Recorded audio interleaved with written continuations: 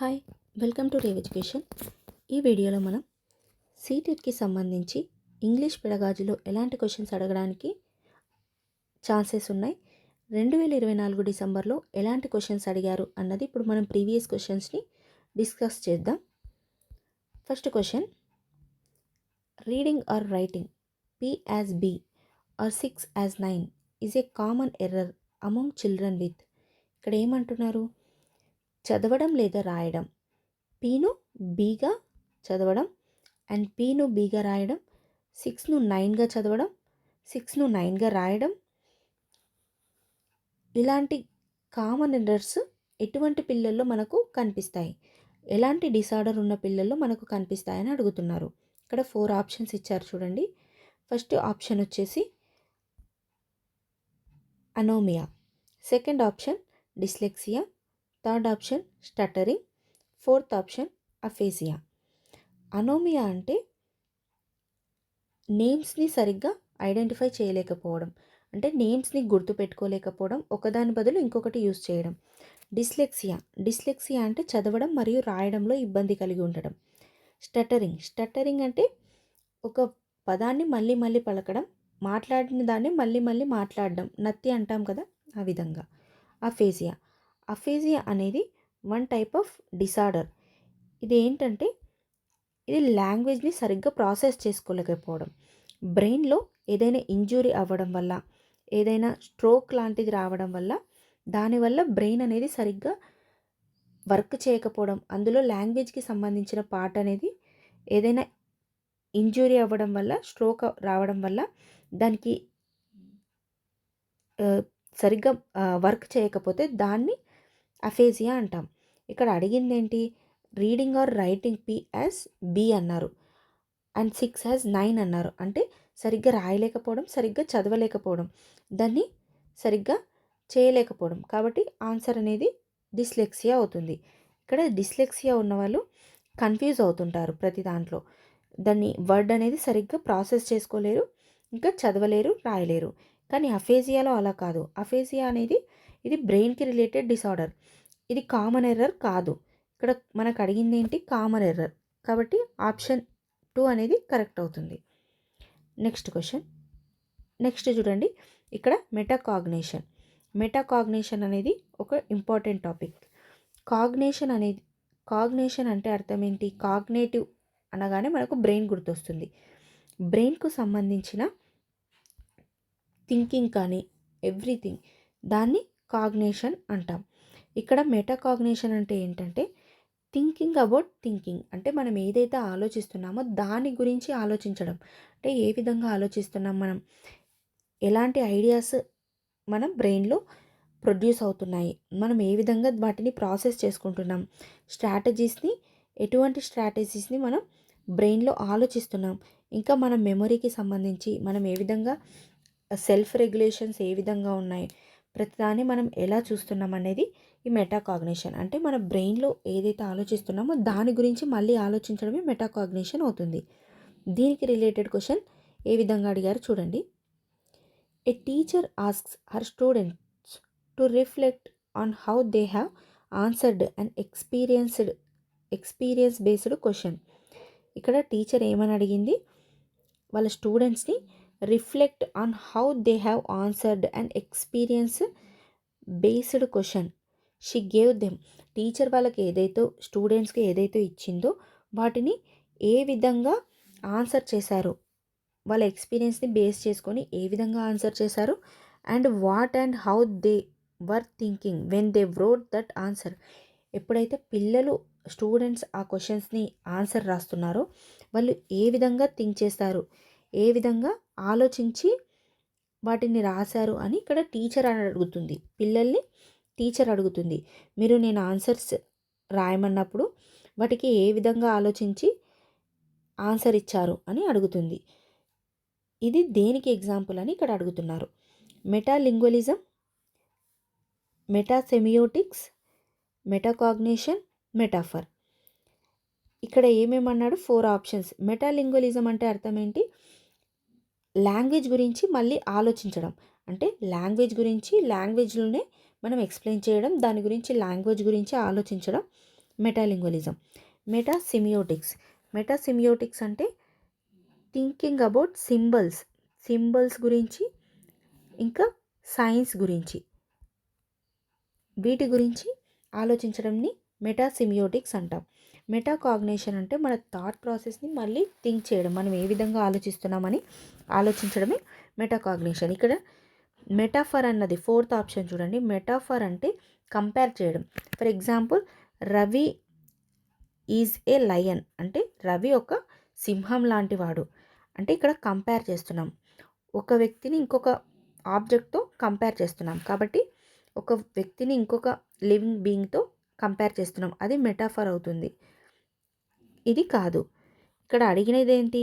What and how they were thinking అంటే వాళ్ళు ఏ విధంగా ఆలోచిస్తున్నారు అనేది టీచర్ అడిగింది.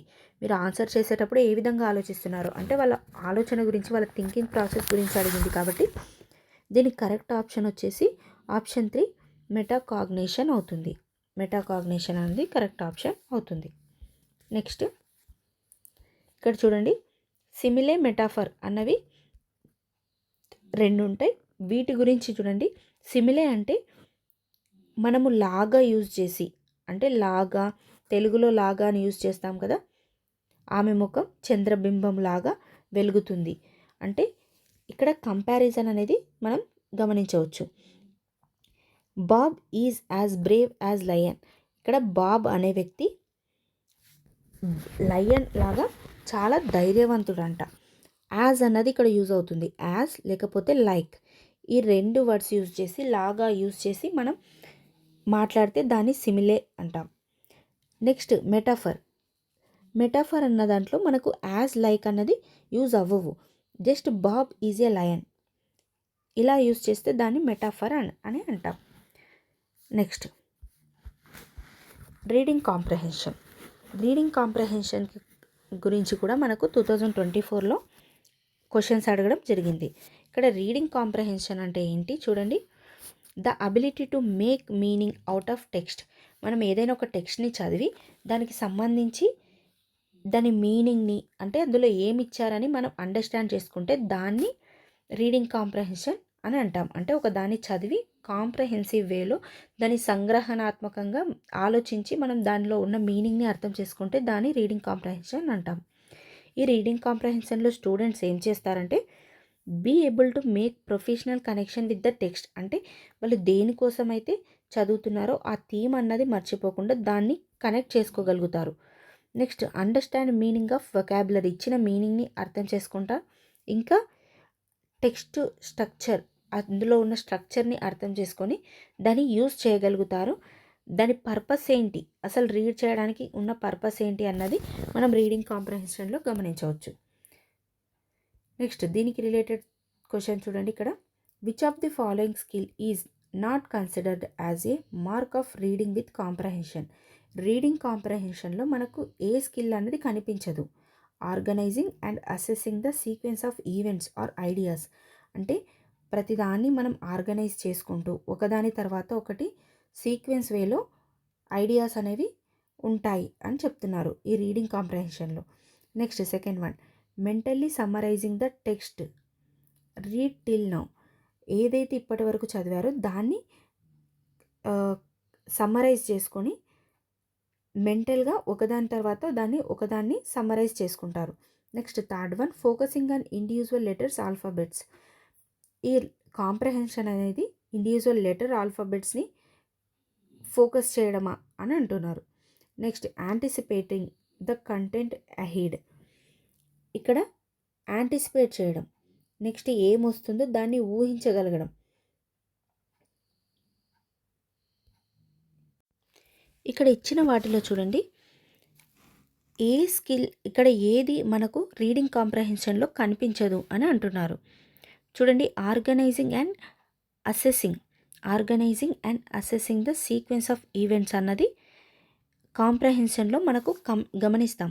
ఎందుకంటే ఒక చదివినప్పుడు మనకు దానిలో ఆర్గనైజింగ్ వేలో అంటే నెక్స్ట్ అసెస్ చేయగలుగుతాం మనం, దీని తర్వాత ఇది జరిగింది అని ఒక ఆర్గనైజింగ్ వేలో దాన్ని మనం సీక్వెన్స్ ఆఫ్ ఈవెంట్స్ని మనం అర్థం చేసుకుంటాం.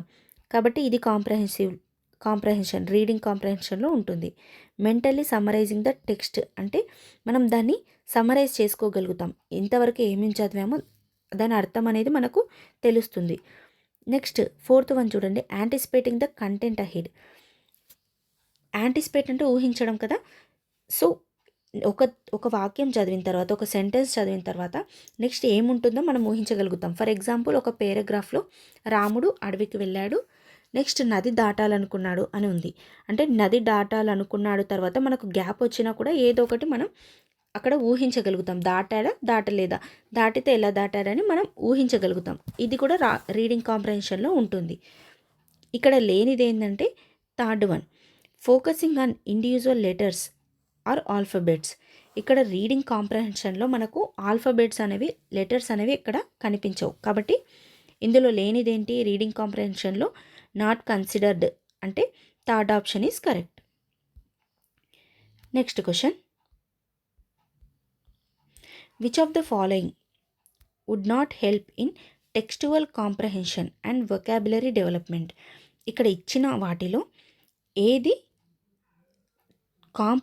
టెక్స్టువల్ కాంప్రహెన్షన్ అండ్ వెకాబులరీ డెవలప్మెంట్కి యూజ్ అవ్వదు, హెల్ప్ అవ్వదు అని అంటున్నారు. Theme maps, world maps, picture dictionaries, alphabet charts. చూడండి, థీమ్ మ్యాప్స్ అంటే ఒక థీమ్ని బేస్ చేసుకొని మ్యాప్స్ ఉండడం. ఫర్ ఎగ్జాంపుల్ ఏదో ఒక థీమ్కి సంబంధించి వాటర్, ఆ థీమ్కి సంబంధించి మనకు వెల్, రివర్ ఇలాంటి కొన్ని వర్డ్స్ నేర్చుకోవడం. ఇంకా శాండ్, డెసర్ట్కి సంబంధించి శాండ్, క్యామెల్ ఇలాంటి వర్డ్స్ నేర్చుకోవడం. దీనివల్ల మనకు వొకాబులరీ డెవలప్మెంట్ అనేది జరుగుతుంది. కాబట్టి ఇక్కడ నాట్ అని ఇచ్చారు, ఇది కరెక్ట్ ఆన్సర్ కాదు. వర్డ్ మ్యాప్స్, ఒక వర్డ్ నేర్చుకోవడం వల్ల వర్డ్ మ్యాప్స్ అంటే ఏంటంటే సినోనిమ్స్, యాంటోనిమ్స్ ఇవన్నీ మనకు ఈ వర్డ్ మ్యాప్స్లో గమనించవచ్చు వర్డ్కి సంబంధించి. దీనివల్ల కూడా వొకాబులరీ అనేది డెవలప్ అవుతుంది. నెక్స్ట్ పిక్చర్ డిక్షనరీస్, పిక్చర్ ఉండి పక్కన డిక్షనరీ, పిక్చర్ ఉండి దాని అర్థం, దాని వర్డ్ మీనింగ్ అనేవి ఉంటుంది. దీనివల్ల కూడా వొకాబులరీ డెవలప్మెంట్ జరుగుతుంది. నెక్స్ట్ 4th వన్ చూడండి, ఆల్ఫాబెట్ చార్ట్స్ వల్ల మనకు ఫోనీమ్స్ అంటే సౌండ్ తెలుస్తుంది, ఒక లెటర్ సౌండ్ అనేది తెలుస్తుంది, ఏ, సి, బి అని ఇలా సౌండ్ తెలుస్తుంది. కానీ వొకాబులరీ డెవలప్మెంట్ అనేది జరగదు. కాబట్టి ఇక్కడ దేనివల్ల వొకాబులరీ డెవలప్మెంట్ కాంప్రహెన్సివ్ వేలో textual comprehension and vocabulary development జరగదంటే option 4 is correct.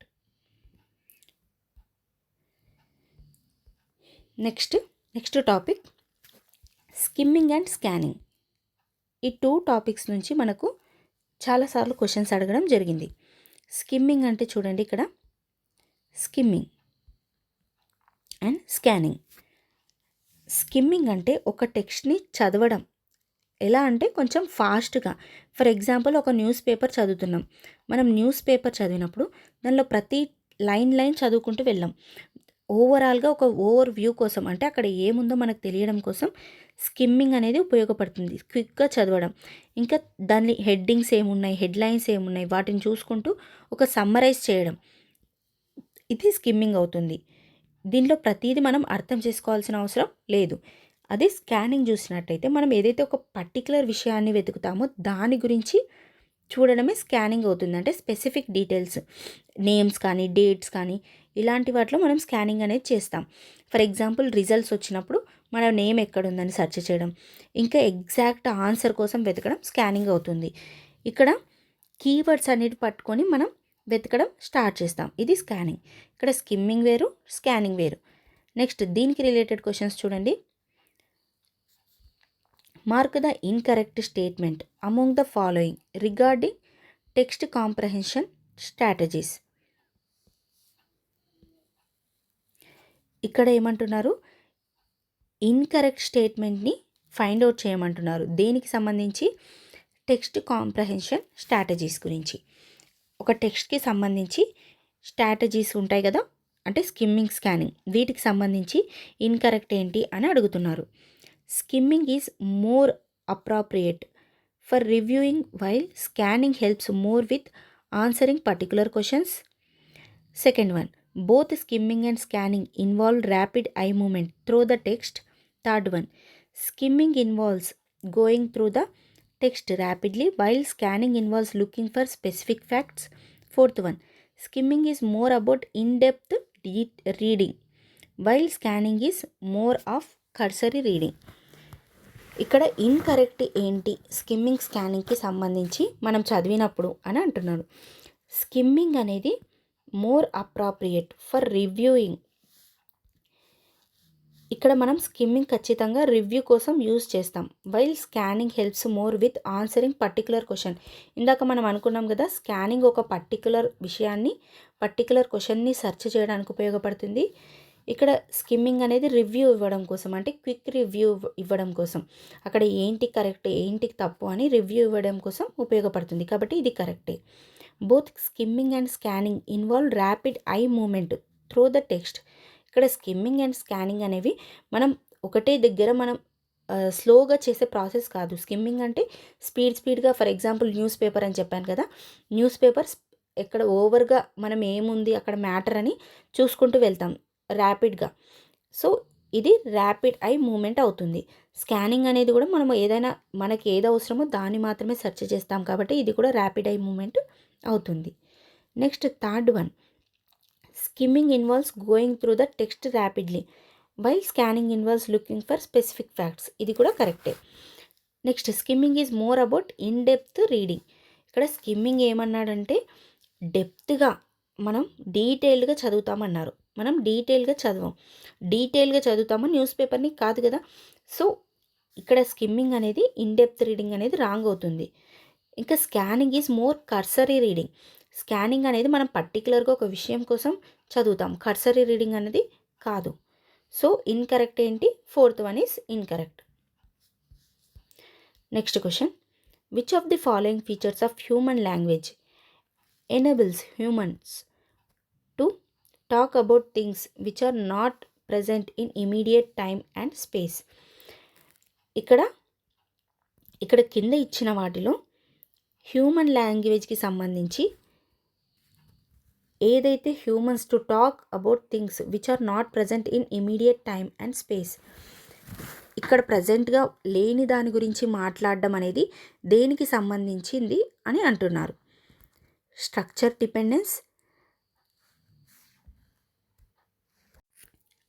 డిస్క్రీట్నెస్, displacement, ఆర్బిట్రీనెస్.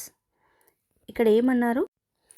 Humans అక్కడ ప్రజెంట్గా లేని దాని గురించి మాట్లాడడం అంటే ఆ టైంలో ప్రజెంట్ టైం కాకుండా ఇప్పుడు అక్కడ ఉన్న సిచ్యువేషన్ గురించి కాకుండా వేరే దాని గురించి మాట్లాడడాన్ని ఏమంటారు అని అడుగుతున్నారు. ఏ దానికి అది లక్షణాలను కలిగి ఉంటుంది అంటే అలా మాట్లాడడం ఇందులో ఏ దానికి సంబంధించిన లక్షణం. స్ట్రక్చర్ డిపెండెన్స్, ఇక్కడ స్ట్రక్చర్ గురించి మాట్లాడలేదు కాబట్టి ఇది కరెక్ట్ కాదు. డిస్క్రీట్నెస్ అంటే ఇది డిఫరెన్షియేట్ చేయడం, ఒక వర్డ్ని ఇంకొక వర్డ్ని, ఒక సెంటెన్స్ని ఇంకొక సెంటెన్స్ని డిఫరెన్షియేట్ చేయడంని డిస్క్రీట్నెస్ అని అంటాం. ఇది కూడా కరెక్ట్ కాదు. నెక్స్ట్ ఆర్బిట్రీనెస్ అనేది అర్థం ఏంటంటే దీని అర్థం లాంగ్వేజ్లో ఒక వర్డ్ ఉంది, దానికి యాక్చువల్ ఆబ్జెక్ట్కి సంబంధం ఉండదు. ఫర్ ఎగ్జాంపుల్ వాటర్ బాటిల్ అంటే మనం వాటర్కి చూసి ఆ నేమ్ పెట్టింది కాదు. అంటే నార్మల్గా అక్కడ ఉన్న వర్డ్కి వాటర్ బాటిల్ అన్నదానికి వాటర్, ఫర్ ఎగ్జాంపుల్ బాటిల్, ఒక బాటిల్ ఉంది, దాన్ని బాటిల్ అనాలన్న దానికి ఈ బాటిల్ అనే వర్డ్కి సంబంధం ఉండదు. ఆ షేప్ని బట్టి కానీ అందులో ఉన్న దాన్ని బట్టి కానీ దీనికి బాటిల్ అన్న నేమ్ రాదు. అంటే వర్డ్ ఆ నేమ్కి ఆ ఆబ్జెక్ట్కి మధ్య సంబంధం ఉండదు, దాన్ని ఆర్బిటరీనెస్ అంటాం. ఇక్కడ మిగిలింది ఏంటి? థర్డ్ వన్ చూడండి, డిస్ప్లేస్మెంట్.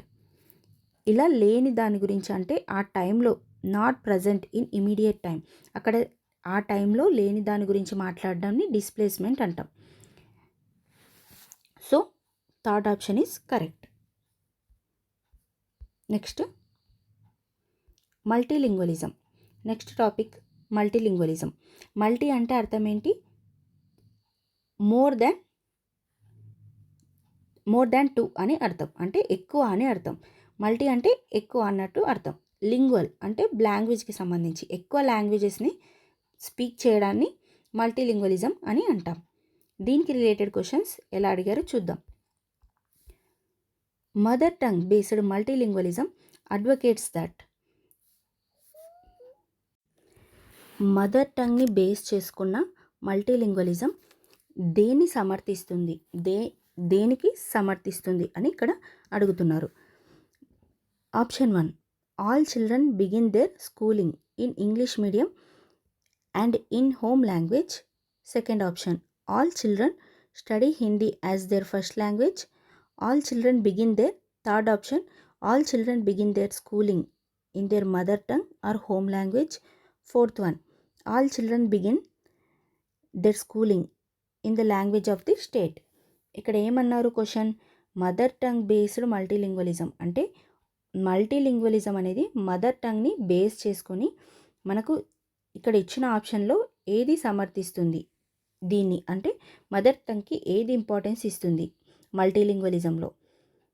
ఫస్ట్ వన్ చూడండి, all children begin their schooling in English medium అన్నారు, కాబట్టి ఇది మదర్ టంగ్కి ఇంపార్టెన్స్ ఇవ్వట్లేదు. Next second one, all children study Hindi అన్నారు ఇక్కడ. Third option, all children begin schooling in their mother tongue or home language. So third option correct అవుతుంది. Fourth చూడండి, all children begin their schooling in the language of state. ఇక్కడ state language వాళ్ళ mother language అవ్వచ్చు, mother tongue అవ్వచ్చు, అవ్వకపోవచ్చు. For example తెలంగాణలో చూసుకుంటే కొంతమంది మదర్ టంగ్ ఉర్దూ ఉండొచ్చు. తెలంగాణ ఏపీలో చూసుకుంటే కొంతమంది మదర్ టంగ్ ఉర్దూ ఉండొచ్చు, అంటే వాళ్ళ ఇంట్లో మాట్లాడే భాష ఉర్దూ ఉండొచ్చు, కానీ వాళ్ళ స్కూల్లో మాట్లాడే భాష ఏదై ఉంటుంది, తెలుగు అయి ఉంటుంది. కాబట్టి ఇక్కడ ఆప్షన్ 4 కూడా రాంగ్. ఆప్షన్ 3 అన్నది కరెక్ట్ అవుతుంది. All children begin their schooling in their mother tongue or home language.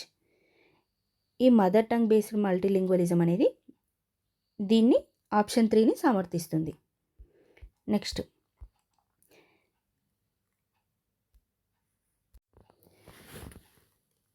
which genre of stories are the most relevant to propagate multilingualism and multiculturalism? ఇక్కడ ఏమంటున్నారు, విచ్ జాన్రా అంటే శైలి, ఏ రకమైన stories అనేవి suitable అవుతాయి multilingualism and మల్టీకల్చరలిజంని propagate చేయడానికి, improve చేయడానికి అని అంటున్నారు.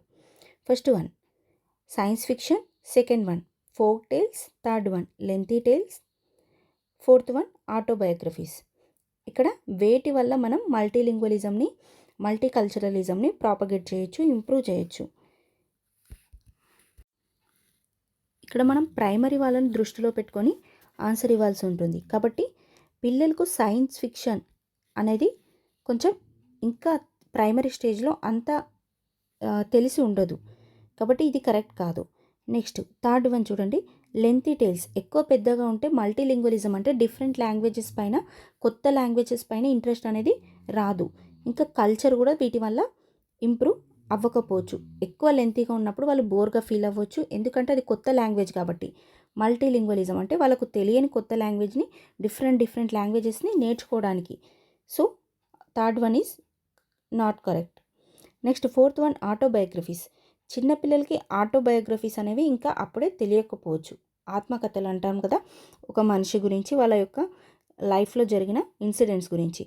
ఇక్కడ కరెక్ట్ ఆప్షన్ ఏమవుతుందంటే సెకండ్ వన్ కరెక్ట్ ఆప్షన్.